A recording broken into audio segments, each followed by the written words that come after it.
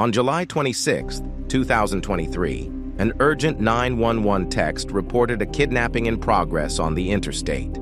But when deputies traced the phone, the story unraveled into something much more shocking and incredibly reckless.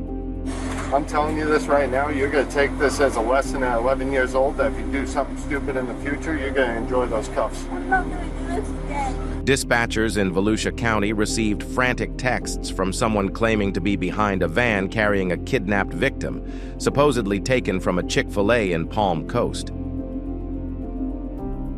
It's just after 9:45 a.m. when 911 begins receiving texts from someone named Lily Lee Combs.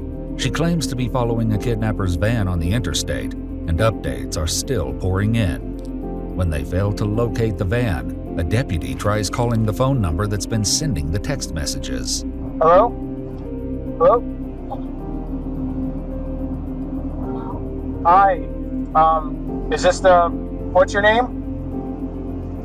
Can you hear me? Hello? I'm trying to reach the person that called 911. Yeah, can you hear me? Says, RP confirming they are in a blue Jeep. Victim is in a white van. They can see they are being restrained through the windows. A new text message comes through, including a detailed description of the suspect, who's described as having brown hair and blue eyes. The level of detail, including hair color and eye color of the suspect, raised suspicions. How could someone see all that while driving behind? How is she behind him? She's seeing this happen and she knows what color eyes he has. That's weird.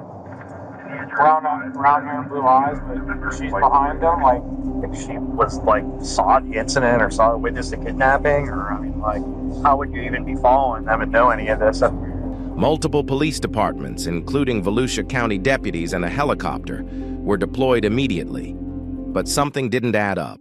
They couldn't find the van. Suspicions about the text messages are all but confirmed when a GPS trace on the phone comes back to a residence in Port Orange, indicating the texter is not traveling on the highway as they claim. Deputies arrived at the residence. Deputies quickly head to the residence to investigate. Hi there, how you doing? Is this your residence, sir? This is. A father answers the door, confused. He has two kids, Ava and Mikey. Do you have a daughter or a child named by Lily Lee? No. No? I have an Ava and a Mike. Ava and a Mikey.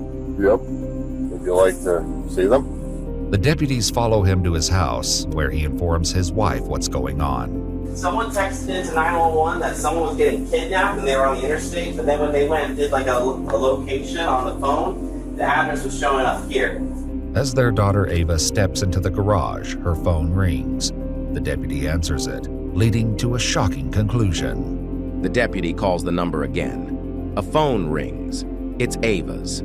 Who's this? Volusia County Sheriff's Office. All right, cool. This is Deputy Asby, the Sheriff's Office. Oh, good. You got her. Yep. All right. Oh, okay. Is her dad home? Yep. I got both her parents here. This is the sheriff's office. Got her. We're going to need to talk. The deputy checks Ava's phone and finds 3 outgoing 911 calls. Well, there's 3 different times that 911 was called out from this phone. 9:30 a.m. Yep. That was the initial call. Twice. No, I didn't mean to call that because But you did. Reports show that the number belonging to Ava dialed 911 at 9:30. When asked where the emergency is, a female identified as possibly a juvenile responded, "I'm sorry, I dialed the wrong number." The same phone number would later begin texting 911 to report the kidnapping. And then the same number starts texting the kidnapping story. When asked, Ava claims she didn't speak during the calls. But I didn't talk. But the phone logs tell a different story. Well, there's 3 different times that 911 was called out from this phone. I'm just so confused. I'm sorry. When did you got a message about an interstate? So there was a text message from someone saying they were behind a car. Could I call this Who back? was kidnapped. That's Their friend was kidnapped from a Chick-fil-A in Palm Coast, and they were on the interstate behind the car. What time is this? This Today? is this is today. This We actively got going on home right at now. 2:30 in the morning. Okay. So we were here the whole time since 2:30. We were on the interstate coming home Ava, from everything's showing Pennsylvania. Right. that you called out. We showed up here like 2:10, 2:15. Okay. And we went to bed. But these 911 calls For this count. morning. You were calling 911? You were. Don't look surprised. You did. Did Did you? it on your phone. Did they say The anything? deputy checks Ava's phone and finds 3 outgoing 911 calls. And then the same number starts texting the kidnapping story. Open your mouth if you said something on the phone. I didn't say anything. Everything on your phone is telling me that you made a phone call 911. But I didn't talk. When asked, Ava claims she didn't speak during the calls. While one deputy heads to her cruiser, she greets officers from the Port Orange Police Department who have just arrived at the scene. Hey guys, how's it going? I'm just trying to make it sounds like damn call. There's Where's- so many notes in it, my God. Yeah, we're trying to figure it out. We're with the parents and the daughter, and I guess the daughter did have. We pulled up the call log, and she did call 911. So the whole armed kidnapping thing and all that stuff is bogus, or? There was no text evidence when we looked through it, so I don't know if she deleted it real quick or if it's like through an app. Yeah, it seems it's probably just this wedding thing. She's like 10 years old. So wow. Yeah. While Ava's parents demand an explanation, deputies prepare to Mirandize the 11-year-old, who has yet to fully grasp the gravity of the situation. You just lied to the police and mommy and daddy. You just lied to everybody. Things get serious. Ava is read her rights and her parents are devastated. You have 3 showers here Tell with them. stupidity. Tell them what you just said to us. Open your mouth. I'm telling you, open your mouth. She's gonna read you something, and then we're gonna ask you some questions. What's your name? Ava? How old are you, Ava? All right, Miss Ava, you have the right to remain silent. Anything you say can be used against you in court. You have the right to talk to a lawyer for advice before we ask you any questions and to have the lawyer present during any questioning. If you cannot afford a lawyer, one will be appointed for you before my questioning if you wish. We're reading her rights.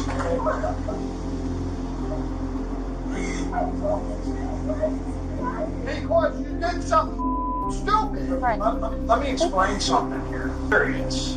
Under pressure from both her father and the deputy, Ava offers an excuse for her actions, which doesn't sit well with the deputy. Ava, you need to tell the exact truth. I don't want a story. I don't care what it is. I want the exact truth. You can't make this go away by being quiet. The only thing you're going to end up, that's going to happen to you is you're going to end up in a pair of handcuffs going to our juvenile facility. I'm not going to mince any words with you. That's a very distinct possibility of what can happen here today. Don't look at your mother. She didn't have any part in this. This was all you. Yesterday, my brother said something about my brother. This lady talking about it, and then I'm going today and doing all this. Was he part of planning this with you? She initially tries blaming her 7-year-old brother, but the truth becomes clear. Was he part of planning this with you? No, he just said it, and What did he say? he said it was 911. This is your brother? Yeah, he said this lady wanna get was him? 911. Well, we can, when we're done, will you go wait a minute? And then I said, no, we can't have it. Maybe we can have it the other school day, and then I just So you're trying to blame this on your brother? put out. Did he, was he with you when you made this call? No. Okay, was he with you when you made these texts? Okay, then you did this. You were on your own for this. And if your brother's 7 years old, you're not going to blame your 7-year-old brother for this. This was all your decision. Okay. To call 911 to do what? What did he say to call 911? Just call 911. So can I ask? What if was he told you to something go up on the roof YouTube and jump that you off the saw? roof? Would you do that? So what's the difference? Deputies will soon discover the startling truth behind Ava's fabricated story. Eventually, Ava admits the idea came from a YouTube challenge. Where was this video that you saw? Where was it? On YouTube? What were you planning on happening out of this?